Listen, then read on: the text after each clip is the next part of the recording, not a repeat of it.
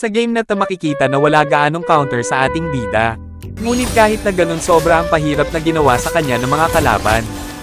Dahil ilang ulit siya nito bubuluhin sa farm. Ni Flameshot pa ng kampi niya ang blue buff. Dahil walang blue buff matyagang nag-abang ng tamang pagkakataon ng ating bida upang salakayin si Brody. Kahit walang buff susubukan ng ating bida kunin ng higanteng pagong ngunit hindi siya nagtagumpay dahil na-stun ito.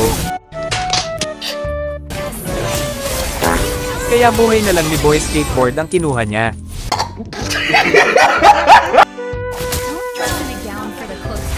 Mag-i-invade lang sana ang ating bida ngunit itong si Matilda at Boy Skateboard pilit siyang pinapauwi. Akala ng ating bida malaya na niyang makukuha ang kanyang buff ngunit nandito na naman ang dalawa upang guluhin ito.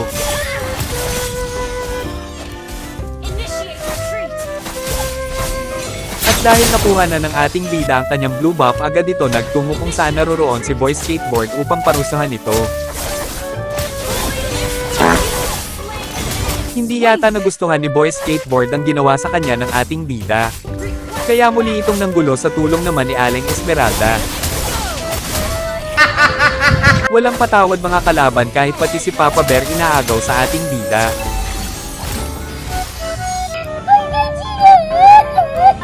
Kaya humahanap na lang ng tamang pagkakataon ng ating bida upang makabawi. Malaya na ang ating bida makukuha ang blue buff kaya naman hinanap niya agad si Boy Skateboard. Ngunit nakatakas pa ito sa tulong ni Aling Matilda.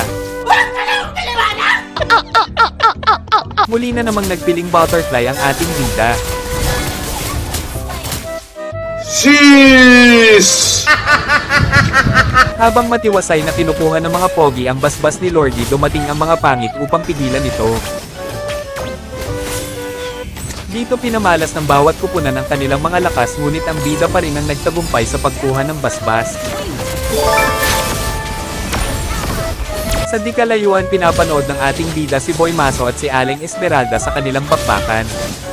Dahil medyo lugi na si Boy Maso kaya sinaklolahan na siya ng ating bida.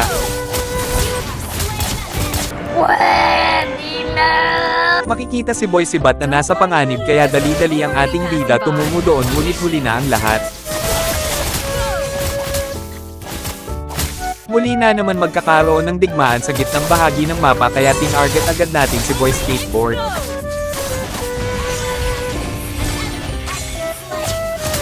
Babalakin sana ng ating bida na kunin ang basbas ni Lordy ngunit matindi ang depensa ng mga kalaban.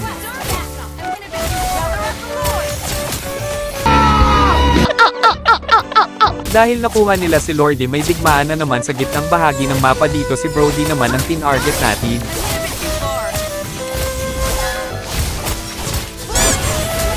Napaghahalataan si Zenjiro na naglalaro pa ng Candy Crush.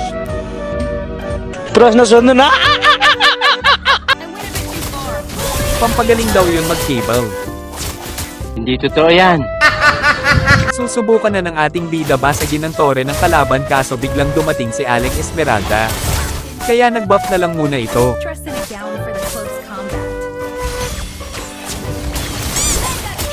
Matapos niyang puksain ng dalawa sa masasamang loob bumalik ito sa ibabang bahagi ng mapa upang tapusin ng ating bida ang kanyang sinimulan. Okay. Dito nang aasar na ang ating bida dahil kita na nila ang liwanag ng tagumpay.